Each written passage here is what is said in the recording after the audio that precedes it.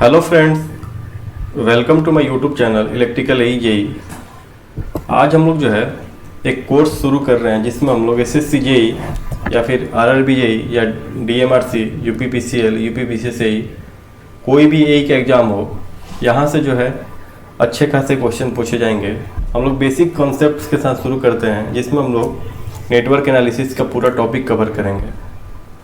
Network analysis में हमारा basic electrical का टोटल पोर्शन कवर हो जाएगा, जिसमें हम लोग या तो हमारा थ्योरम्स हो या फिर बेसिक का पार्ट हो, सब कवर हो जाएगा। और हम लोग ये भी देखते हैं कि जो हमारा सामने SSC एग्ज़ाम जो आने वाला है उस एग्ज़ाम के लिए कितना इंपॉर्टेंट है। हम लोग जो है नंबर्स ऑफ क्वेश्चन एनालिसिस जब किए थे, सिलेबस एनालिसिस, उसमें हम लोग ये बात देख चुके हैं। तो आप लोग जो है वीडियो को लास्ट तक जरूर देखिएगा और हमारे चैनल को लाइक और सब्सक्राइब कर दीजिए। इस वीडियो में आप लोगों को जरूर कुछ ना कुछ नया सीखने के लिए मिलेगा। आप लोग अंत तक जरूर देखिएगा हमारे इस वीडियो को। हम जो है इस वीडियो में एकदम बेसिक जो पॉइंट्स होता है उसको मैं कवर कर रहा हूँ यहाँ पे। वैसा कोई भी टॉपिक या वैसा कोई भी कॉन्सेप्ट डिस्कस नहीं किया जाएगा जो कि हमारा JE या AE लेवल के एग्जाम से ऊपर में पूछा जाता है। ठीक है दोस्तों, हम लोग एकदम बेसिक्स को पढ़ेंगे और बेसिक्स से ही क्वेश्चन पूछा जाता है। आप लोगों को मैं क्वेश्चन भी दिखाऊंगा कि किस टाइप का क्वेश्चन जो SSC JE का या फिर हमारा DMRC या फिर हमारा UPPCL या UPPCS AE या कोई भी AE का एग्जाम होता है उसमें किस टाइप का क्वेश्चन पूछा जाता है, उसको मैं प्रीवियस ईयर लेकर के भी आऊँगा। फिलहाल आप लोग जो है हम लोग यहाँ पे कॉन्सेप्ट्स को पढ़ते हैं जो कि हमारे एग्जाम के लिए बहुत ही फ़ायदेमंद होगा। तो चलिए हम लोग अपने वीडियो को शुरू करते हैं।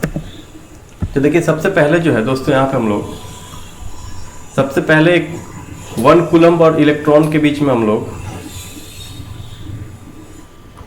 1 कूलम्ब और इलेक्ट्रॉन के बीच में हम लोग रिलेशन को जो है वो देखेंगे। ठीक है दोस्तों, देखिए 1 कूलम्ब जो होगा वो हमारा 625 यानी कि 625 इंटू 10⁻16 इलेक्ट्रॉन के बराबर होगा। ये बहुत ही इंपॉर्टेंट है। ठीक है दोस्तों, ये जो है हमारे एग्जाम में बहुत ही बार पूछा गया है। उसके बाद से हम लोग यहाँ पे रेजिस्टेंस के बारे में पढ़ेंगे कि हम लोग रेजिस्टेंस का वैल्यू कैसे कैलकुलेट करेंगे, कैलकुलेटिंग रेजिस्टेंस। यहाँ पे जो है दोस्तों हम लोग देख रहे हैं कि किसी भी मटेरियल का रेजिस्टेंस फाइंड आउट करने के लिए हम लोगों को 3 चीज़ का रिक्वायरमेंट होता है। पहला हम देखिए फार्मूला हम देख लेते हैं, यहाँ से समझ जाएंगे R = ρ L/A होता है। ठीक है, यहाँ पे हम लोग को 3 चीज़ पता होगा तो हम लोग रेजिस्टेंस का वैल्यू फाइंड आउट कर लेंगे। पहला क्या, रो। ठीक है, इसको हम रो पढ़ते हैं। इसको हम लोग क्या बोलते हैं, रेजिस्टिविटी या स्पेसिफिक रेजिस्टेंस ऑफ मटेरियल भी बोलते हैं। या फिर हमारा लेंथ का भी वैल्यू पता हो मटेरियल का तब भी हम लोग फाइंड आउट कर सकते हैं, और एरिया भी पता हो तब हम लोग R का वैल्यू फाइंड आउट कर सकते हैं। ठीक है, उसके बाद से क्या बोल रहे हैं इसमें, it's value depends upon the nature of the material and temperature. R का जो वैल्यू है वो क्या जी के ऊपर डिपेंड करेगा, nature of material and temperature के ऊपर भी। ठीक है दोस्तों, अब जो है आगे में हम लोग पढ़ते हैं रेजिस्टिविटी और स्पेसिफिक रेजिस्टेंस। अब ये रेजिस्टिविटी क्या होता है, हम लोग जो है यहाँ पे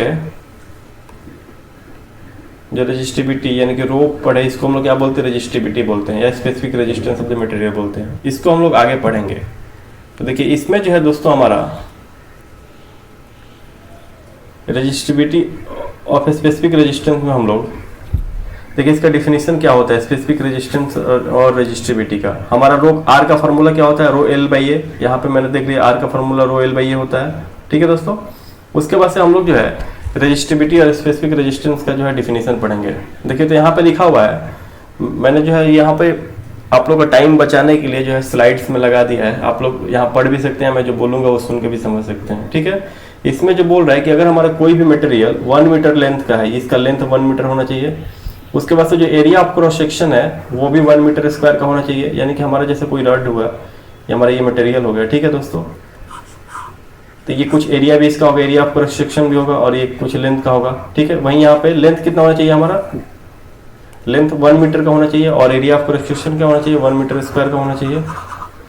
तो इसमें डिफिनेशन देखिए क्या होता है, स्पेसिफिक रेजिस्टेंस और resistivity of a material is resistance offer by 1 metre length of wire material having area of cross section of 1 metre square. यानी कि स्पेसिफिक रेजिस्टेंस और रेजिस्टिविटी का फॉर्म हमारा जो है डिफिनीशन यही होता है कि किसी भी मटेरियल का 1 मीटर लेंथ का हो और उसका एरिया जो ऑफ क्रॉस सेक्शन हो 1 मीटर स्क्वायर का होना चाहिए। ठीक है, ये हमारा रेजिस्टिविटी हो गया, या फिर हम लोग रेजिस्टिविटी को ही स्पेसिफिक रेजिस्टेंस भी बोलते हैं, और इसको हम लोग रो से डिनोट करते हैं। यहाँ पे देखिए ये रो, हम लोग इसको रो से डिनोट करते हैं। अब जो इसमें आगे क्या लिखा हुआ इस स्लाइड में उसको हम लोग पढ़ते हैं। The SI unit of resistivity is ohm metre. ठीक है, ये देखिए कैसे मैं आगे बता दूंगा कि एसआई यूनिट ओम मीटर कैसे आता है। फिलहाल ये समझिए कि एसआई यूनिट क्या हो, ये भी बहुत इंपॉर्टेंट है, बार बार एग्जाम में पूछा जाता है। जेईई के एग्जाम का ये सब फेवरेट क्वेश्चन है, रेजिस्टिविटी का जो है यूनिट, क्योंकि रेजिस्टेंस का तो सबको पता है ओम, लेकिन रेजिस्टिविटी का क्या होता है, ओम पर मीटर। उसके बाद से जो है यहाँ पे आगे एक पॉइंट लिखा हुआ है कि different materials have different resistivity. अलग अलग मटेरियल का रेजिस्टिविटी अलग अलग होगा, जैसे हमारा कॉपर हो गया, एल्यूमिनियम हो गया, हमारा गोल्ड हो गया। ठीक है, तो जो भी मटेरियल अलग अलग होगा उसका रेजिस्टिविटी अलग अलग होगा, यानी कि उसका रेजिस्टेंस का वैल्यू अलग अलग होगा। रेजिस्टिविटी और रेजिस्टेंस में क्या है, डायरेक्टली प्रोपोर्शनल का रिलेशन है, R equal to rho L भाई ये है। ठीक है दोस्तों, आगे जो इसमें लिखा हुआ है फॉर एग्जाम्पल, यहाँ पे जो है एग्जाम्पल लेकर के बताया है, the resistivity of copper is 1.7 into 10 to the power minus 8 ओम पर मीटर, 8 ओम मीटर, सॉरी पर मीटर नहीं, 8 ओम मीटर। ठीक है दोस्तों, यानी कि कॉपर का रेजिस्टिविटी क्या गिवन है, 1.7 into 10 का पावर माइनस 8 ओम मीटर। अब जो इससे हम लोग क्या समझेंगे वो लिखा हुआ है आगे, it's mean that if you take a copper wire 1 metre long and having area of cross section 1 metre square, then resistance of this piece of copper wire will be 1.7 into 10 का पावर माइनस 8 ओम। देखिए यहाँ पे इसका कहने का मतलब क्या है, ये बोल रहा है कि अगर हम लोग कॉपर का रेजिस्टिविटी देखें तो कॉपर का रेजिस्टिविटी जो होता है वो क्या होता है, 1.7 into 10 का पावर माइनस 8 ओम पर मीटर। उसके बाद से हम लोग रेजिस्टिविटी का यहाँ पे हम लोग डिफिनीशन पढ़े थे कि रेजिस्टिविटी या स्पेसिफिक रेजिस्टेंस जो होता है वो क्या बताता है कि the material is the resistance offered by 1 metre length of wire material having area of cross section of 1 metre square. यानी कि देखिए यहाँ पे जो है R equal to rho L by a हम लोग का फॉर्मूला होता है। उसके बाद से रेजिस्टिविटी, यहाँ पे देखिए specific resistance of a material is the resistance offer, क्या बोल रहा है कि कितना रेजिस्टेंस ऑफर करेगा किसी भी स्पेसिफिक रेजिस्टेंस रेजिस्टिविटी का, जो होगा लेंथ क्या होना चाहिए 1 मीटर और एरिया क्या होना चाहिए 1 मीटर स्क्वायर का। तो R equal to rho L का वैल्यू 1 लेंगे और एरिया का वैल्यू 1 लेंगे, तो R जो है हमारा रो के बराबर आ जाएगा। यानी कि स्पेसिफिक रेजिस्टेंस जो होगा, स्पेसिफिक रेजिस्टिविटी ऑफ मटेरियल जो होगा वो क्या होगा, रेजिस्टेंस वैल्यू के बराबर हो जाएगा उस मटेरियल का। ठीक है दोस्तों, अगर उसका मटेरियल का लेंथ जो है 1 मीटर का होना चाहिए और एरिया जो है 1 मीटर स्क्वायर का होना चाहिए, तब जो है उस मटेरियल का रेजिस्टिविटी और रेजिस्टेंस का वैल्यू सेम हो जाएगा। वही बात यहाँ पे बोल रहा है कि रेजिस्टिविटी ऑफ कॉपर जो है 1.7 into 10 to the power minus 8 ओम पर मीटर होगा। ठीक है दोस्तों, लेकिन ये जो है इसका रेजिस्टेंस कब जो है 1.7 into 10 का पावर माइनस 8 ओम हो जाएगा, जब ये कॉपर जो है 1 मीटर लेंथ का और 1 मीटर स्क्वायर एरिया का होगा, तब उसका रेजिस्टिविटी और रेजिस्टेंस का वैल्यू मटेरियल का सेम हो जाएगा। यानी कि हमारा मटेरियल यहाँ पे क्या है, कॉपर है। समझ गए दोस्तों। उसके बाद से जो है दूसरा पॉइंट मैं बोल रहा था कि आप लोग मैं बताऊंगा कि R जो रेजिस्टिविटी का यूनिट ओम मीटर कैसे आया। देखिए R इक्वल टू क्या होता है, रो एल बाई ए होता है। ठीक है दोस्तों, रेजिस्टेंस का यूनिट क्या होता है, ओम।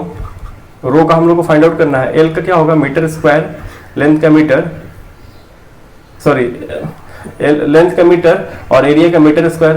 तो यहाँ से रो का क्या आ जाएगा, ओम पर मीटर आ जाएगा हमारा, यही हमारा यूनिट हो जाता है।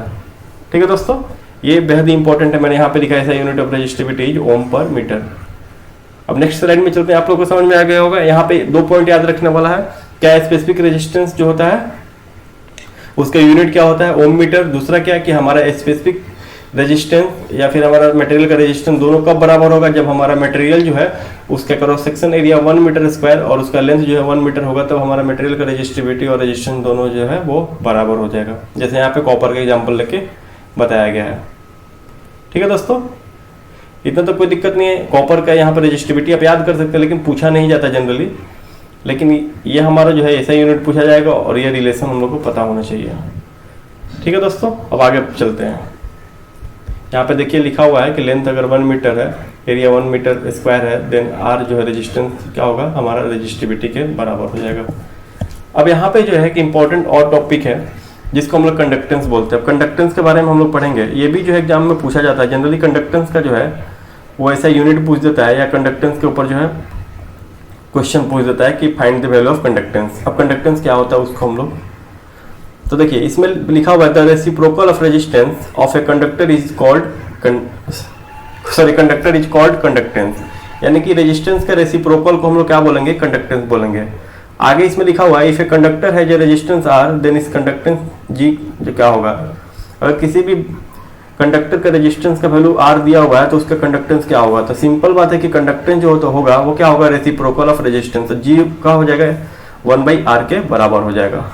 ठीक है दोस्तों, अब जो है इसमें आगे देखिए मैं एक पॉइंट यहाँ पे बता दे रहा हूँ ताकि आप लोगों को कोई भी डाउट नहीं रहे। A circuit with high conductance has low resistance, simply है इनवर्सली प्रोपोर्शनल है, अगर जी का वैल्यू ज्यादा होगा तो आर का वैल्यू कम होगा, आर का वैल्यू ज्यादा होगा तो जी का वैल्यू कम होगा। And a circuit with low conductance has high resistance, same जो है ये हमारा डिफिनेशन अगर पता है तो हम लोग वहां से भी सोच सकते हैं, ये बात ये याद रखने की कोई जरूरत नहीं है, इंपॉर्टेंट पॉइंट नहीं है। सिंपली हम लोग को अगर पता है कि कंडक्टेंस और रेजिस्टेंस में इनवर्सली का रिलेशन है तो एक बढ़ेगा तो दूसरा घटेगा। उसके बाद से क्या बोल रहे थे, SI unit of conductance is semen, ये इंपॉर्टेंट पॉइंट है, इसको याद रखिएगा। कंडक्टेंस का एसआई यूनिट जो है वो सीमन्स होता है। It is denoted by symbol S, ये नहीं भी याद रखेंगे तो कोई दिक्कत नहीं है। और आगे जो एक एग्जांपल के तौर पे यहाँ पे दिया हुआ है, suppose a wire has resistance of 0.5 ओम, एक वायर का रेजिस्टेंस गिवन आप कंडक्टेंस का वैल्यू पूछा है तो जी का वैल्यू क्या हो जाएगा 1/r, तो जी इक्वल टू 1/r करेंगे तो हमारा कंडक्टेंस का वैल्यू क्या आ जाएगा 1/0.5 करेंगे तो 2 हो जाएगा, लेकिन उसको हम लोग कैसे लिख सकते हैं 2s, ठीक है, या 2 सीमेंस। कितना समझ में आ गया दोस्तों कंडक्टेंस। अब इसी में जो है आगे हम लोग फिर जैसे हम लोग रेजिस्टेंस और रेजिस्टिविटी पढ़े थे वैसे हम लोग कंडक्टेंस और कंडक्टिविटी पढ़ेंगे। तो कंडक्टेंस तो पढ़ लिया, कंडक्टिविटी देख रहे हैं। कंडक्टिविटी का जो डिफिनेशन होता है ये क्या होता है, the reciprocal of resistivity of a conductor is called conductivity, यानी कि रेजिस्टिविटी का रेसिप्रोकल को हम लोग क्या बोलेंगे, कंडक्टिविटी बोलेंगे। इट डिनोटेड बाय सिंबल, इसका सिंबल भी याद रख सकते हैं ये। इफ ए कंडक्टर है जो resistivity rho then it's conductivity is given by, conductivity और रेजिस्टिविटी में भी इनवर्सली प्रोपोर्शनल का रिलेशन होता है। अगर रेजिस्टिविटी बढ़ेगा तो कंडक्टिविटी घटेगा, ठीक है, यानी कि G equal to 1/r, G equal to क्या होता है 1/r, वहां से हम लोग रिलेशन फाइंड आउट कर लेंगे। ठीक है दोस्तों, हमारा जो है यहाँ पे कंडक्टिविटी हो जाता है क्योंकि 1 रेजिस्टिविटी क्या होगा हमारा कंडक्टिविटी हो जाएगा। ये सिंपली हम लोग एक ही देखिए हमारा कंडक्टिविटी में ये रिलेशन, रेजिस्टिविटी में G equal to 1/r, 2 point याद रखना है, कंडक्टिविटी का यूनिट और कंडक्टेंस का यूनिट याद रखना है। कंडक्टेंस का यूनिट सीमेंस होता है, उसके बाद से जो है हम लोगों को कंडक्टिविटी का यूनिट याद रख लेना है। ठीक है दोस्तों, तो ऐसा यूनिट ऑफ कंडक्टिविटी सीमन पर मीटर। अब इसको भी हम लोग देखते हैं कि ये कैसे आता है। ऐसा यूनिट ऑफ कंडक्टिविटी क्या होता है, सीमन्स पर मीटर, ठीक है, उसको भी हम लोग देख लेते हैं। देखिए यहाँ पे जो है हम लोग देख रहे हैं कि G इक्वल टू क्या है 1/r, इस पेन से सही नहीं आ रहा, रेड लेना पड़ेगा। ठीक है दोस्तों, यानी कि 1/r जो होगा उसको क्या लिख सकते हैं हम लोग, ओम लिख सकते हैं, यानी कि 1/ओम को हम लोग महो भी बोलते हैं या फिर हम लोग इसको ओम इनवर्स भी बोल सकते हैं। ठीक है, इसी को हम लोग क्या बोल रहे हैं, सीमन्स बोल रहे हैं। ठीक है, सीमन बोल रहे हैं या सीमन्स बोल रहे हैं। ठीक है दोस्तों, इतना समझ में आएगा, ये रिलेशन भी याद रखिएगा आप लोग, ये भी आप लोग को पता होना चाहिए। अब जो है यहाँ पे हम लोग क्या देख रहे हैं, ऐसा यूनिट ऑफ कंडक्टिविटी। देखिए रेजिस्टिविटी का अपोजिट होता है कंडक्टिविटी, कंडक्टिविटी का यूनिट क्या होता है ओम पर मीटर। ठीक है दोस्तों, अब देखिए यहाँ पे 1/ओम को हम लोग क्या लिखे थे, 1/ओम को हम लोग महो लिख सकते हैं या सीमन लिख सकते हैं, 1/ओम को महो या सीमन दोनों लिख सकते हैं। तो यहाँ 1/ओम को हम लोग सीमन लिख लिए, मीटर नीचे में है यानी कि सीमन मीटर, या फिर इसको हम लोग लिख सकते हैं महो मीटर भी लिख सकते हैं, वही यहाँ पे लिखा है। तो हम लोग को अगर यहाँ पे सिंपली 4 चीज पता होना चाहिए, 4 फॉर्मूला के लिए। रेजिस्टेंस के लिए R equal to rho by L, ये हमारा R equal to rho L by A, sorry. उसके बाद हमारे कंडक्टेंस के लिए G इक्वल टू 1/r, और फिर हमारे कंडक्टिविटी के लिए रेजिस्टिविटी का रेसिप्रोकल। इतना पता होगा तो हम लोग एसआई यूनिट और जो है कोई भी क्वेश्चन, छोटा सा ही क्वेश्चन पूछता है, जैसे इसमें एग्जाम्पल देके समझाया वैसा ही क्वेश्चन जो है पूछा जाता है। अगला जो टॉपिक है हमारा वो है इलेक्ट्रिक पावर के बारे में। अब देखिए इलेक्ट्रिक पावर में हम लोग को क्या क्या पढ़ना है, इसमें क्या बोल रहा है इलेक्ट्रिक पावर के बारे में। देखिए इसमें बोल रहा है कि the power of an electric appliance, किसी भी इलेक्ट्रिक अप्लायंस का power is the rate at which electrical energy is converted into other form of energy. मतलब कि किसी भी अप्लायंस का पावर ये बताता है कि किस रेट से हमारा इलेक्ट्रिकल एनर्जी जो है वो दूसरे फॉर्म ऑफ मतलब यानी अदर फॉर्म्स ऑफ एनर्जी में कन्वर्ट हो रहा है। जैसे कि हमारा हीट एनर्जी हो गया, केमिकल एनर्जी हो गया, या अदर जो भी फॉर्म होता है एनर्जी का, उस फॉर्म में हमारा किस रेट से चेंज होता है, वो हमारा क्या, वहां पे हम लोग क्या देखते हैं, इलेक्ट्रिकल पावर हम लोग देखते हैं। ठीक है दोस्तों, अब जो है इसमें आगे क्या बोल रहा है, एग्जाम्पल लिया है एक ठो। For example 60 watt bulb convert 60 joule of electrical energy into heat and light each second. ठीक है, यहाँ पे ये भी टर्म याद रखिएगा, heat and light in each second. ठीक है, बल्ब हमारा क्या करता है, बल्ब हमारा लाइट एनर्जी भी देता है और हीट एनर्जी भी देता है। एक बल्ब जब जलता है तब देखते हैं वो गर्म भी होता है, यानी कि हीट एनर्जी प्रोड्यूस कर रहा है। उसके बाद से लाइट भी देता है, यानी कि लाइट एनर्जी भी प्रोड्यूस कर रहा है। तो सिंपली हमारा जो हीट एनर्जी और लाइट एनर्जी आ रहा है वो कहाँ से आ रहा है, इलेक्ट्रिकल एनर्जी क्या हो रहा है, कन्वर्ट हो रहा है किसमें, हीट एनर्जी और लाइट एनर्जी में। और आगे हम लोग पढ़ेंगे कि हमारा 60 वाट जो है, पढ़ेंगे नहीं समझ में आ जाएगा कि 60 वाट बल्ब जो है कैसे 60 joule of electrical energy convert करता है पर सेकेंड में। ठीक है, उसके बाद से जो है इसमें आगे हम लोग फॉर्मूला डेरिवेशन के लिए देख रहे हैं कि चार्ज जो है मूव कर रहा है from point A to B.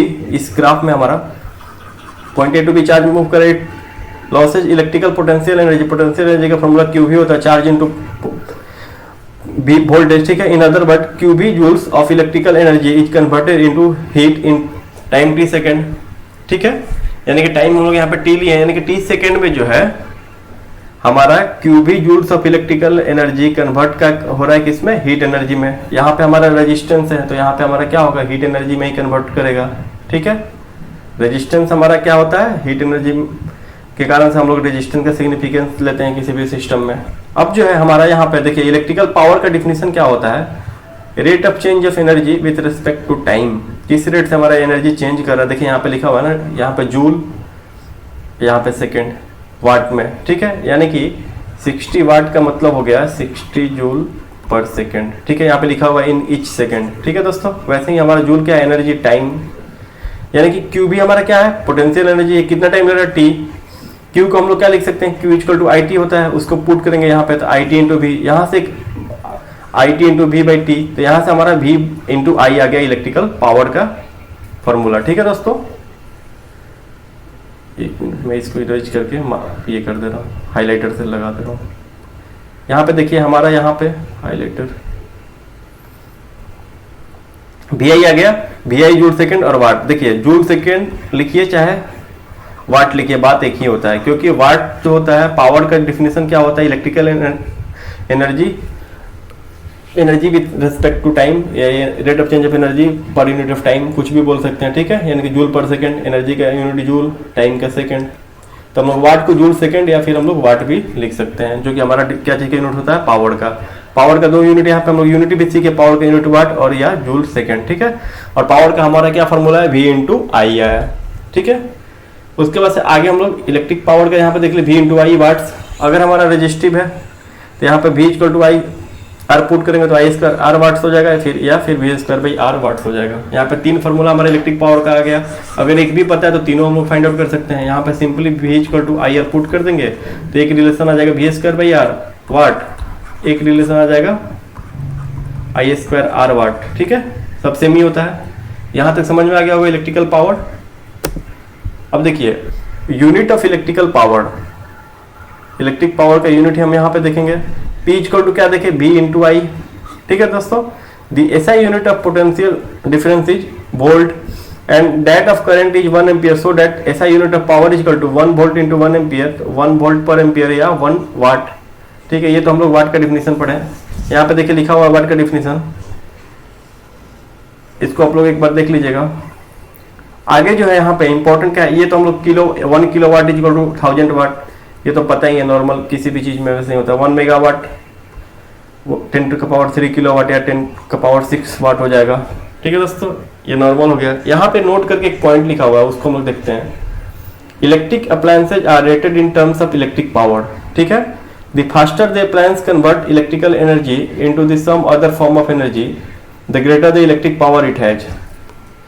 Thus in 1 second 100 watt bulb convert more electrical energy into heat and light than 60 watt bulb। Simply है हमारा, इसमें कह रहा है कि हमारा जो इलेक्ट्रिकल अप्लायंसेज है वो जो है हमारा वाट का वैल्यू जितना ही ज़्यादा होगा वो उतना ही फास्ट जो है वो इलेक्ट्रिकल एनर्जी को अदर फॉर्म ऑफ एनर्जी में वो कन्वर्ट कर रहा होगा, वही बात बोल रहा है। ठीक है, the faster the appliances convert electrical energy into some other form of energy the greater the electric power it has.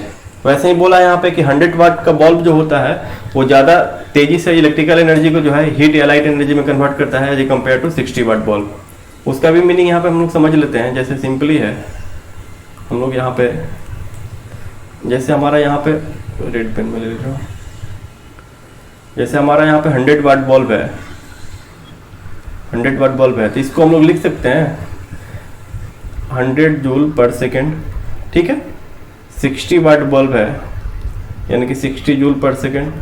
अब जो है ये 100 वाट का जो बल्ब है वो पर सेकेंड में 100 जूल एनर्जी को क्या कर रहा है, वो कन्वर्ट कर रहा है। 60 वाट बल्ब जो है क्या कर रहा है, 60 जूल एनर्जी जो है वो क्या कर रहा है, अदर फॉर्म में क्या कर रहा है, चेंज कर रहा है। अब जो है यहाँ पे हमारा जो है बल्ब है, तो इलेक्ट्रिक बल्ब जो है इलेक्ट्रिकल एनर्जी को क्या करता है, लाइट प्लस हीट एनर्जी में कन्वर्ट करता है। यानी कि 100 वाट बल्ब जो है एक सेकंड में कितना 100 जूल एनर्जी को क्या चीज में कन्वर्ट कर रहा है, लाइट एंड हीट में। 60 वाट का जो बल्ब है 60 जूल एनर्जी जो है वो कन्वर्ट कर पा रहा है पर सेकंड में, किस फॉर्म में, लाइट एंड हीट में। ठीक है दोस्तों, ये चीज समझ गए हम लोग। यहाँ पे हमारा नोट वाला जो पॉइंट है, आगे देखते हैं। अब हम लोग पावर के बारे में देख लिए। यहाँ पे हम लोग इलेक्ट्रिकल एनर्जी को जो है वो देख रहे हैं कि इलेक्ट्रिकल एनर्जी क्या डेफिनेशन क्या है। हम लोग यहाँ पे इलेक्ट्रिकल एनर्जी देख रहे हैं। The loss of electrical potential energy in maintaining current in A circuit is called electrical energy consumed in the circuit. ठीक है दोस्तों, यहाँ पे हमारा मेनली डिफिनेशन नहीं भी याद है तो फॉर्मूला पता होना चाहिए। इलेक्ट्रिकल एनर्जी का फॉर्मूला क्या होना चाहिए, VIT। 3 फॉर्मूला यहाँ पे भी आ गया। सिर्फ यहाँ पे हम लोग क्या करेंगे, जैसे पावर का वैल्यू फाइंड आउट किए तो यहाँ पे टाइम पे मल्टीप्लाई कर देंगे तो हमारा क्या हो जाएगा, इलेक्ट्रिकल एनर्जी। सिंपली हम लोग कैसे समझ जाएंगे, देखिए पावर और एनर्जी में क्या रिलेशन होता है।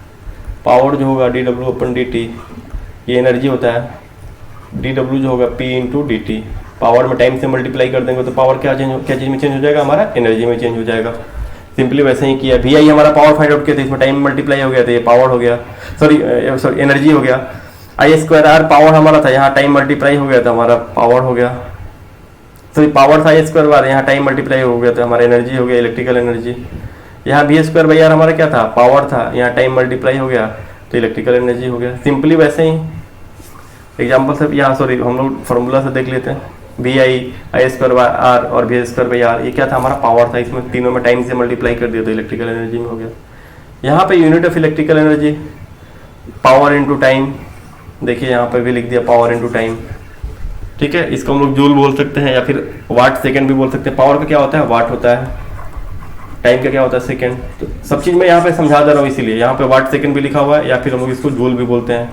एनर्जी का यूनिट हम लोग को पता ही है, ऐसा यूनिट क्या होता है, जूल होता है। अब जो है कमर्शियल यूनिट क्या होता है हमारा इलेक्ट्रिकल एनर्जी का।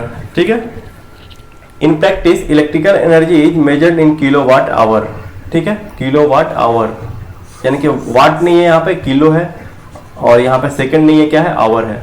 यहाँ पे देखिए क्या लिखा हुआ है, 1 kilowatt energy is consumed when a device convert electrical energy to other form at a rate of 1 kilowatt for a time of 1 hour. समझ गए, यहाँ पे हमारा टाइम क्या ले रहा है, 1 आवर में ले रहा है। ठीक है, और पावर क्या ले रहा है, 1 किलोवाट में ले रहा है। पहले हमारा पावर क्या चीज में था, वाट में था। टाइम क्या चीज में था, हमारा सेकंड में था। ठीक है दोस्तों, यही अंतर होता है। उसके बाद से electrical energy in kilowatt hour क्या होगा, power in kilowatt, time in hours, वही चीज को यहाँ पे लिखा हुआ है। अब जो है the electricity bill are made on the basis of total electrical energy consumed by consumer. The unit of for billing of electrical energy is 1 kilowatt hour. Thus, when we say that a consumer has consumed 100 units, it means that electrical energy consumption is 100 kilowatt hour. Simply हम लोग यहाँ पे एक point लिख लेते हैं कि 1 unit जो होता है इलेक्ट्रिकल एनर्जी का 1 किलोवाट आवर के बराबर होता है। ठीक है, हम लोग बोलते हैं कि 1 यूनिट हमारा बिजली का बिल, करंट का बिल आया है, तो जैसे हमारे यहाँ पे 10 यूनिट हुआ यानी कि हमारा 10 किलोवाट आवर, क्योंकि कमर्शियल यूनिट हमारा क्या है, कमर्शियल यूनिट क्या है हमारा, किलोवाट आवर है। ठीक है दोस्तों, कमर्शियल यूनिट किलोवाट आवर है। और 1 यूनिट किसके बराबर होता है, 1 किलोवाट आवर के बराबर होता है। ठीक है, इतना समझ में आ गया। नेक्स्ट देखते हैं। अब जो हम लोग जो इलेक्ट्रिकल या इलेक्ट्रॉनिक्स डिवाइसेज में जो मटेरियल यूज करते हैं उसके बारे में 2-3 पॉइंट्स जो हम लोग देखते हैं। यहाँ पे 2-3 पॉइंट ही याद रखने का जरूरत है, बाकी जो है अगर नहीं भी याद रहे तो चलेगा, कोई दिक्कत नहीं है। तो हम लोग सबसे पहले कंडक्टर्स के बारे में देखेंगे। अब देखिए कंडक्टर्स क्या होता है। हमारा कंडक्टर में 2 पॉइंट्स याद रखने की जरूरत है। क्या क्या ये भी पूछ देता है कभी कभी कि conductors are found by metallic bonds. ठीक है, उसके बाद से जो है इसमें इंपॉर्टेंट पॉइंट सेकंड वाला है ये। ठीक है, इसमें क्या बोल रहा है, कंडक्टर्स है positive temperature coefficient of resistance. अब इसका मतलब क्या होता है positive temperature coefficient of resistance? इसका मतलब होता है कि अगर हमारा टेम्परेचर बढ़ रहा है तो हमारा रेजिस्टेंस का वैल्यू भी बढ़ेगा, यानी कि positive temperature coefficient of resistance है। ठीक है, मटेरियल जो होगा, कंडक्टर मटेरियल जो होगा हमारा टेम्परेचर के साथ क्या उसका रिलेशन है, टेम्परेचर बढ़ेगा तो रेजिस्टेंस बढ़ेगा, यानी कि वो positive temperature coefficient of resistance होता है। दैट इज, यहाँ पे एग्जांपल में देखिए, मतलब आगे जो लिखा हुआ है इसमें क्या, their resistance increases with the rise in temperature and vice versa. वही चीज मैं बोल रहा था। उसके बाद से जो है तीसरा पॉइंट इसमें है, conductors are used to carry currents in electric circuits. इसमें जो है हमारा इजीली जो है करंट जो है फ्लो कर जाता है। ठीक है, इसीलिए हम लोग इसको इलेक्ट्रिकल सर्किट में क्या करते हैं, करंट कैरी के लिए यूज करते हैं। आगे जो है हमारा दूसरा क्या है, मटेरियल सेमीकंडक्टर्स मटेरियल होता है। ये जनरली इलेक्ट्रॉनिक्स डिवाइसेस में यूज होता है। ये देखिए इसमें हमारा semiconductors are found by covalent bonds.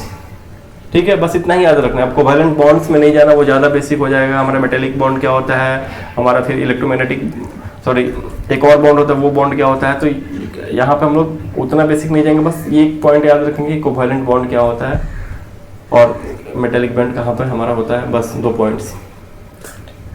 इसमें भी हमारा दूसरा पॉइंट जो है इंपॉर्टेंट है, क्या, semiconductors have negative temperature coefficient of resistance. Negative temperature coefficient of resistance का मतलब क्या हो गया कि कैसे किसी भी अगर हमारा जो सेमीकंडक्टर डिवाइस है अगर उसमें टेम्परेचर बढ़ेगा तो हमारा रेजिस्टेंस जो है वो घटने लगेगा। यानी कि अगर हमारा रेजिस्टेंस जो है टेम्परेचर बढ़ने के साथ घटने लगेगा, इसका मतलब क्या हुआ कि हमारा जो सेमीकंडक्टर होता है negative temperature coefficient of resistance होता है। आगे इसमें लिखा हुआ है their resistance decreases with rise in temperature and vice versa. या फिर हम उसका रेजिस्टेंस बढ़ाए तो टेम्परेचर घटेगा, या फिर हम टेम्परेचर घटाए तो रेजिस्टेंस बढ़ेगा। ठीक है दोस्तों, आगे जो इसमें लिखा हुआ है semiconductor are used in manufacturing of electronic devices. मैंने बताया था कि ये इलेक्ट्रॉनिक जो है डिवाइसेस में ज़्यादा यूज होता है सेमीकंडक्टर्स का। आगे जो है हम पढ़ेंगे इसमें इंसुलेटर के बारे में। ये सब नहीं पूछेगा ये क्या है, ये बस ये याद रखें कोवैलेंट कंपाउंड है जो कुछ भी। हमारा यहाँ दूसरा इंपॉर्टेंट पॉइंट है, जेई के एग्जाम के लिए बहुत ही इंपॉर्टेंट है। Insulator have negative temperature coefficient of resistance, their resistance decreases with rise in temperature. Same इसका जो बिहेवियर होगा वो इंसुलेटर और सेमीकंडक्टर का सेम होगा, लेकिन जो है अगर ज़्यादा डीप में पढ़ेंगे तो दोनों में ज़्यादा ही अंतर है, दोनों एक जैसे नहीं होता है। ठीक है, insulator are used to confine the current to the desire path.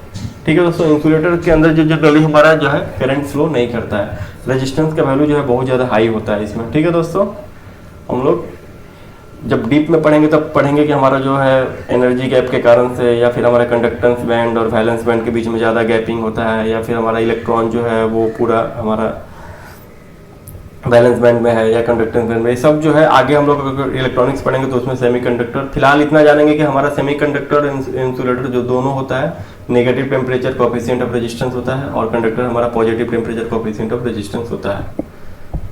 अगला जो है टॉपिक इसमें हमारा है इलेक्ट्रिक पोटेंशियल के बारे में। ठीक है, इसको हम लोग पढ़ेंगे।